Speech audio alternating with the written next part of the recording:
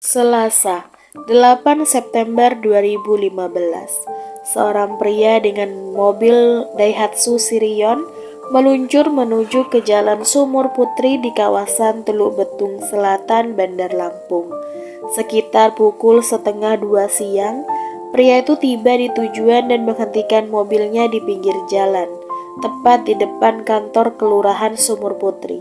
Tidak lama kemudian muncullah seorang wanita muda berambut panjang yang berjalan ke arah mobil untuk menjemputnya.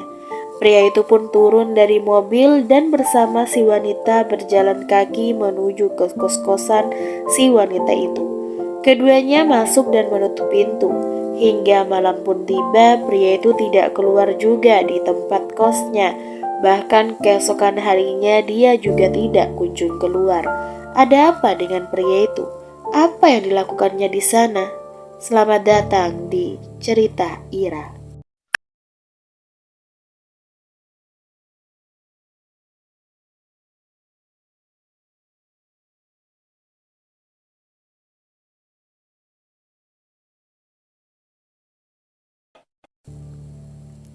Rumah kosan itu milik Nedi dan istrinya. Salah satu penyewa, seorang wanita muda berambut panjang yang baru sebulan menyewa kamar di sana. Wanita itu agak misterius, tidak banyak bergaul dan bicara. Dia mengaku sebagai pegawai di sebuah instansi. Pada Minggu 13 September 2015, pemilik kos mendatangi kamar kos wanita itu dan mengetuk pintu. Hari itu sudah jatuh tempo untuk membayar sewa kos. Namun meski pintu sudah diketuk berkali-kali tidak ada jawaban. Si pemilik kos pun curiga, terlebih ketika mencium bau busuk yang menguar dari dalam kamar. Dia pun memutuskan untuk membuka pintu. Dan betapa terkejutnya dirinya menemukan jasad seorang pria dengan tangan dan kaki yang terikat, serta mulut yang dililit oleh lakban. Pemilik kos pun melaporkan hal itu kepada Pak RT yang langsung menghubungi pihak kepolisian yang segera tiba. Di TKP, polisi menemukan jasad pria itu ditaruh di lantai di samping spring bed. Ada luka di kepalanya. Di TKP ditemukan pula sebilah balok kayu yang diduga sebagai alat pembunuh. Siapa penyewa kamar kos? Tanya polisi. Pemilik kosnya pun menjawab, penyewanya seorang wanita muda bernama Kamela Titian. Tapi di mana wanita itu? Tak seorang pun ada yang tahu. Yang mereka tahu, Kamela punya pacar bernama Andi yang sering mengunjunginya di kos-kosan. Polisi yakin wanita yang bernama Kamela itu ada hubungannya dengan kematian pria tanpa identitas yang berada di kamar kos. Polisi pun mencari tahu siapa si Kamela dan berhasil memperoleh alamat keluarganya yang ada di Bandar Lampung. Diperoleh juga informasi sejak beberapa hari lalu, Kamela pergi dengan pacarnya Andi ke Karawang, Jawa Barat. Polisi pun memburu Kamela. Sementara itu, berita tentang penemuan jasad tak dikenal telah tersebar luas. Polisi menyebarkan ciri-cirinya ke masyarakat, yakni tinggi 165 cm, berat badan 70 kg, umur sekitar 30-an, dan rambutnya cepak. Masyarakat yang merasa kehilangan anggota keluarga dihimbau untuk melapor ke polisi setempat. Keesokan harinya, Senin 14 September 2015, seorang wanita bernama Nia bersama beberapa rekan melaporkan pada Polresta Bandar Lampung dan setelah melakukan identifikasi, dia yakin jasad itu adalah suaminya, Sofyan, yang telah hilang seminggu. Tapi sang istrinya tidak tahu mengapa Sofyan berada di kamar kos itu. Keesokan harinya, Selasa, 15 September 2015, sekitar pukul 10 malam, 8 anggota polisi berhasil meringkus Kamela Titian di sebuah kos-kosan di kompleks perumahan Peruri, Karawang, Jawa Barat. Dia sedang berada di teras bercakap-cakap dengan pacarnya, Andi. Pada saat yang sama, polisi berhasil menyita barang bukti berupa mobil Daihatsu Sirion, juga HP, ATM, dan KTP milik korban, Sofyan. Polisi menduga Kamela dan pacarnya, Andi, telah menghabisi Sofyan, namun kemudian polisi mengetahui Sang pacar bukan bernama Andi, dan dia bukan warga biasa. Nama sebenarnya adalah Ahmad Dadi Pracipto. Kamela dan pacarnya pun dibawa ke Bandar Lampung. Saat diinterogasi, Kamela menyampaikan keterangan yang berbelit-belit. Dia mengaku membunuh Sofyan seorang diri. Alasannya membela diri karena Sofyan hendak memperkosa dirinya. Kamela melawan dan menyemprotkan cairan obat nyamuk ke arah muka Sofyan hingga pria itu pingsan. Ketika Sofyan pingsan, Kamela mengambil balok kayu dan menghantamnya ke kepala pria itu. Benarkah? Polisi curiga. Sekuat itukah Kamela mengangkat balok kayu untuk memukul korbannya? Hal ini ganjil. Hasil otopsi menunjukkan kalau Sofyan tewas diinjak-injak bukan karena pukulan balok pada kepalanya. Polisi terus mencecar Kamela dan akhirnya keluarlah pengakuan yang berbeda dari mulut wanita itu. Begini ceritanya. Kamela lahir di Tanjung Karang, Lampung, 1989. Pendidikannya S1. Katanya dia juga tengah kuliah program S2 Kesehatan Masyarakat di Universitas Malahayati. Pekerjaannya sebagai pegawai honorer di Dinas Pengairan dan Pemukiman di Bandar Lampung. Kamela sudah mempunyai kekasih yang berusia 4 tahun lebih muda. Namanya Ahmad Dadi Pracipto, seorang prajurit 2 atau Prada TNI Angkatan Darat, anggota Batalion Infanteri di Lampung. Namun, meski sudah punya pacar, Kamela tampaknya masih suka berhubungan dengan pria lain. Terbukti pada awal Juni 2015, wanita itu berkenalan lewat sosial media dengan Sofyan alias Erik. Selanjutnya keduanya berkomunikasi lewat HP sekitar 2 bulan kemudian pada Selasa 8 September 2015. Jam 11 siang, Sofyan mengirim pesan lewat HP kepada Kamela dan mengajaknya untuk bertemu. Kebetulan, Kamela yang saat itu sedang gusar curhat dan bilang kepada dirinya kalau dirinya sedang butuh uang untuk bayar kos-kosan sebesar 1 juta. Sofyan pun bersedia membantu Kamela memberikannya 1 juta, tapi ada syaratnya. Kamela harus mau tidur siang dengannya. Kamela yang tergiur dengan penawaran itu, sebelumnya dia harus minta izin kepada kekasihnya, Prada Dadi, yang saat itu sudah beberapa hari menginap di kosannya. Kita udah gak punya uang lagi buat beli makan, buat bayar kos, dan bayar hutang sama sepupu ini. Ada orang nih yang mau ngasih 1 juta, tapi dia mau ketemu sebentar sama aku di kosan dan mau bersetubuh denganku. Kamela meminta izin kepada Pradadi. Kamela lalu menunjukkan isi percakapannya dengan Sofyan di HP kepada Pradadi. Ya udah, tapi jangan lama-lama, kata Pradadi yang memberikan izin, dan Kamela pun meminta Dedi untuk pergi dari kosannya. Lalu wanita itu kembali menghubungi Sofyan dan meminta pria itu datang ke kosannya. Tapi jangan lama-lama ya kak, karena aku tinggal di kosan dengan orang lain. Sofyan pun setuju. Sekitar pukul 1:30 siang, dia pun tiba di tujuan dan memarkirkan mobilnya di pinggir jalan. Kamela kemudian datang menjemputnya dan bersama mereka berjalan kaki menuju ke kosan. Setelah masuk mereka ngobrol sebentar. Sofyan bahkan sempat melihat-lihat seisi kamar kos ini. Kosan 1 juta, ada fasilitas apa saja? Udah lengkap kak, jawab Kamela. Cuma bawa badan aja. Setelah itu Kamela dan Sofyan melakukan hubungan.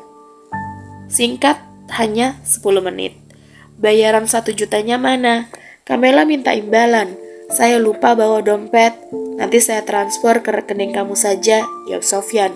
Kamela yang berharap saat itu juga mendapatkan uang jadi kesal. Dia khawatir Sofyan akan pergi dan tidak memberikan bayaran sama sekali. Saya mau uang tunai, tegasnya. Tapi Sofyan tetap ngotot kalau dirinya tidak membawa uang tunai. Kamela pun mengadu lewat HP kepada kekasihnya, Prada Dadi. Kamu di mana? Cowok ini nggak mau bayar nih. Alasannya dompetnya ketinggalan. Prada Dadi bilang dia akan segera datang, ulur waktu, biar saya yang menagihnya. Sekitar 20 menit kemudian, Prada Dadi pun datang dan langsung menagih uang yang telah dijanjikan Sofyan. "Pasti nanti saya transfer, sekarang saya tidak bawa dompet," jawab Sofyan. Kamela langsung menimpali, "Saya tidak mau, saya mau uang tunai sekarang untuk bayar kosan." Pradadadi emosi dan langsung menggeledah paksa saku celana Sofyan. Hasilnya nihil. Marah si Prada dan melayangkan bogeman ke wajah Sofyan berkali-kali. Sofyan yang terpojok berteriak minta tolong. Kamela buru-buru membesarkan volume TV agar teriakan Sofyan tidak terdengar keluar kamar. Wanita itu kemudian keluar dari kamar kosan untuk mengambil sebatang balok kayu di dekat tiang jemuran. Bergegas Kamela masuk kembali ke kosan dan mengunci pintu. Lalu langsung menghantamkan balok kayu itu ke kepala Sofyan. Sofyan pun terkapar. Namun Pradadadi belum puas. Dia pegangi kedua tangan Sofyan dan meminta Kamela untuk mengikatnya dengan tali jemuran. Sofyan semakin tidak berdaya. Kamela kembali memukul kepala pria malang itu dengan balok kayu sekitar 7 kali. Belum juga cukup, Pradadadi melilitkan lakban ke mulut Sofyan, lantas menutupi tubuhnya dengan sprei. Lantas, si Pradadadi naik ke atas kasur dan melompat ke bawah, menginjak korban yang berada di lantai sebanyak 2 kali. Tuntas sudah. Kamela bergegas masuk ke kamar mandi, mencuci tangan dan pakaiannya yang penuh dengan noda merah. Keluar dari kamar mandi, Kamela mendengar dengkuran Sofyan yang tengah sekarat. Wanita itu segera menyuruh kekasihnya, Dedi, untuk mandi, dan mereka segera kabur. Kamela membereskan barang-barang miliknya yang akan dia bawa. Dia juga mengambil 3 unit HP dan kunci mobil milik Sofyan. Ketika Kamela dan Pradadadi bersiap pergi, Kamela baru ingat identitasnya berupa fotokopi KTP yang disimpan ibu kos. Pradadadi bilang dia harus minta kembali fotokopi itu. Jangan pergi sebelum dapat fotokopi KTP-nya.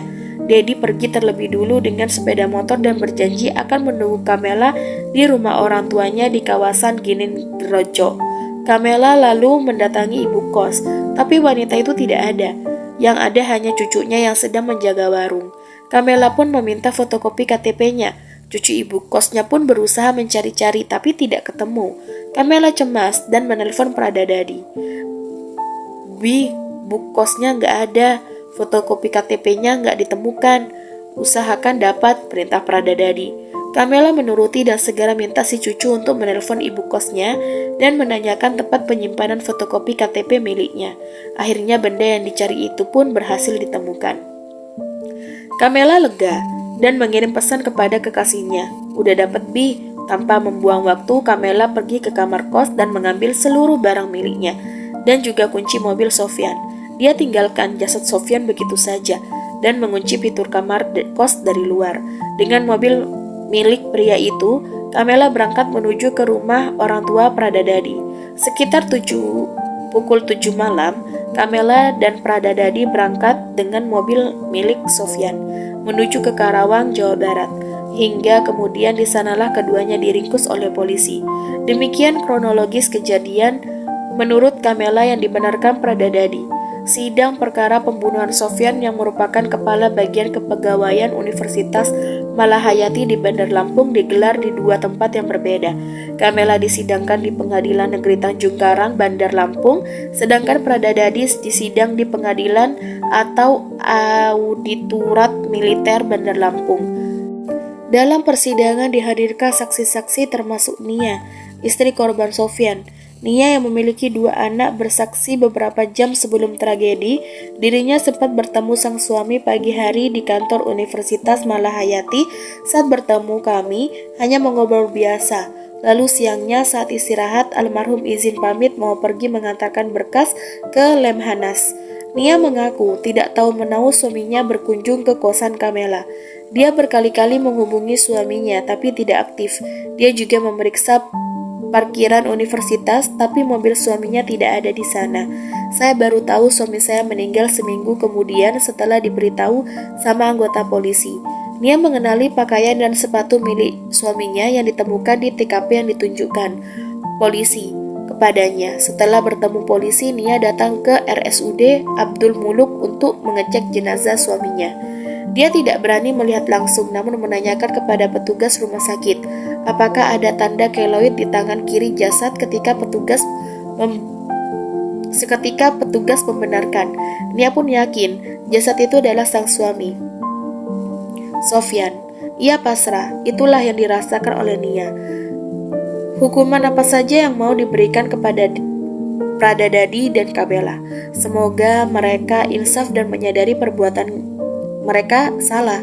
Di persidangan terungkap, Pradadadi menjadi anggota TNI Angkatan Darat lewat pendidikan senjata. Ternyata pria itu bermasalah. Dia telah meninggalkan kesatuan tanpa izin sejak 9 Agustus 2015, kurang lebih sebulan sebelum aksi pembunuhan. Apa alasannya meninggalkan kesatuan tanpa izin? Dedi mengatakan karena dia ingin ikut kekasihnya Kamela. Menurut pengakuannya, selama meninggalkan kesatuan, dirinya tinggal di kosan Kamela. Sehari-hari kegiatannya tidak menentu. Kadang pergi ke rumah teman dan sesekali menemui keluarganya di kawasan Gading Rejo. Pada Februari 2016, hakim pun menjatuhkan vonis 10 tahun penjara kepada Kamela, Titian, dan lebih ringan dari tuntutan JPU 18 tahun. Sedangkan Pradadadi divonis 13 tahun penjara dan dipecat dari dinas militer.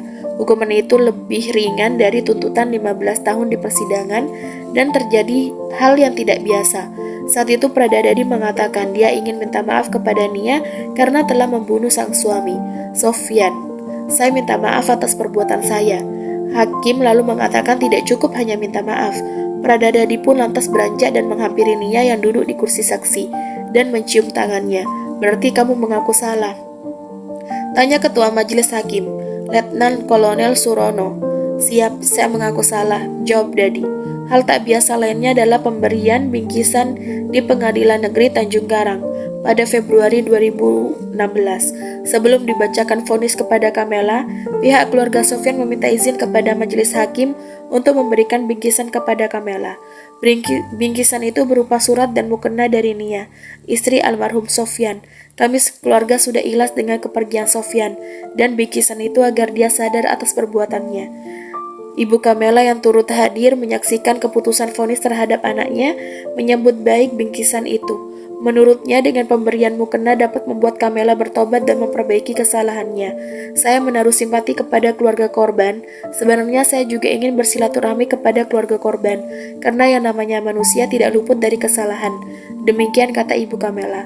Namun sang ibu juga menganggap vonis yang dijatuhkan kepada anaknya Kamela itu terlalu tinggi. Hukuman itu terlalu tinggi, karena anak saya ini juga korban, karena sudah disetubuhi dan seharusnya yang mendapatkan hukuman berat adalah Dedi, katanya sembari menangis.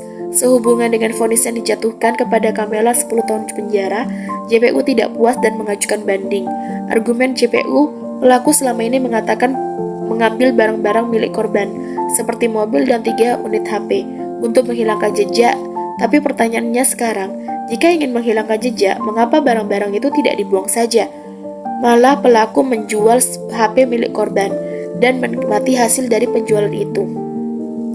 Hakim pun menerima argumen JPU dan akhirnya di tingkat banding, hukuman Kamela menjadi lebih berat, dari 10 tahun penjara menjadi 12 tahun penjara. Dan ada hal yang cukup mengejutkan. Menurut artikel di teraslampung.com, Kamela tengah hamil. Hal ini diketahui setelah polisi berhasil meringkusnya dan melakukan tes urin kepadanya. Segitu dulu cerita Ira kali ini. Sampai berjumpa di video selanjutnya. See you next time. Bye-bye.